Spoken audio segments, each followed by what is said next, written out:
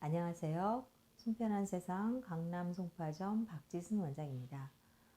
입냄새는 사람의 입에서 불쾌한 냄새가 나는 걸 말합니다.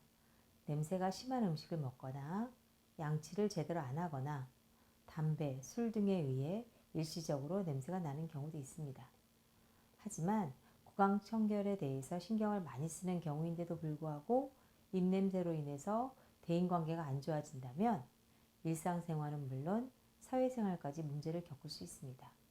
그러므로 입냄새는 반드시 치료를 하는 것이 중요합니다.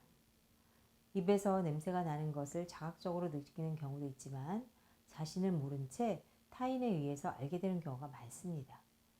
만일 자신이 심한 입냄새로 인해서 고민 중이라면 자가진단을 통해서 치료가 필요한지 스스로 체크해 보실 수 있습니다.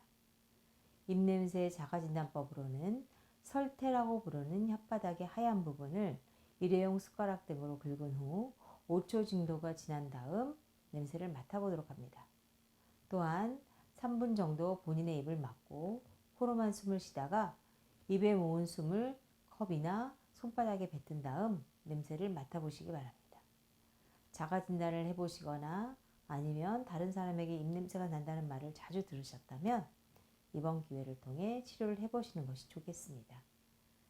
양치할 때마다 잇몸에서 자주 피가 나는 분, 입안이 항상 건조하거나 텁텁하고 갈증이 나는 현상이 2달 이상 있는 분, 손등에 침을 묻혀 1, 2초 뒤에 맡았을 때 불쾌함이 느껴지는 분, 자주 체하고 속이 더부룩해서 트름이 자주 나오는 분, 특히 이런 분들은 꼭 진료를 받아보시는 것이 좋습니다.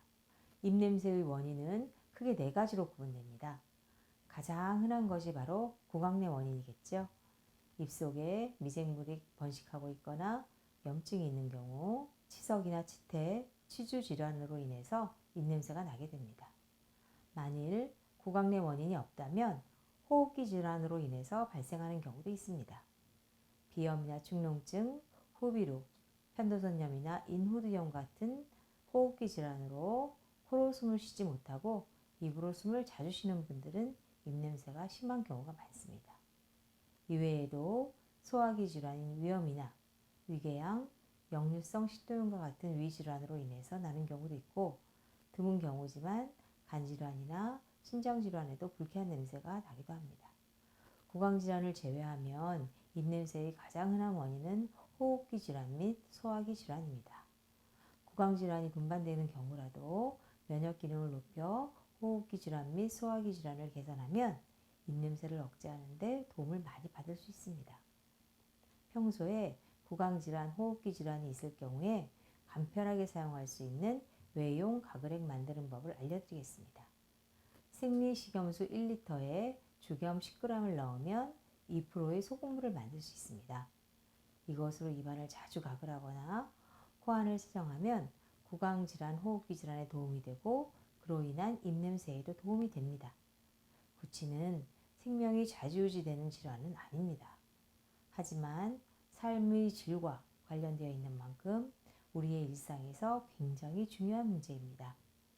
특히나 사회생활을 하는 사람들의 경우에 대인관계가 중요하기 때문에 더더욱 입냄새로 스트레스를 많이 받을 수밖에 없습니다. 단순하게 가글을 한다거나 양치를 하는 것으로 없어지지 않는 증상을 보이고 있다면 반드시 원인 질환을 의심해 볼 필요가 있습니다. 잘 낫지 않는 입냄새로 고민하고 계신다면 숨편한 세상과 함께 원인 치료로 꼭 벗어나 보시기 바랍니다.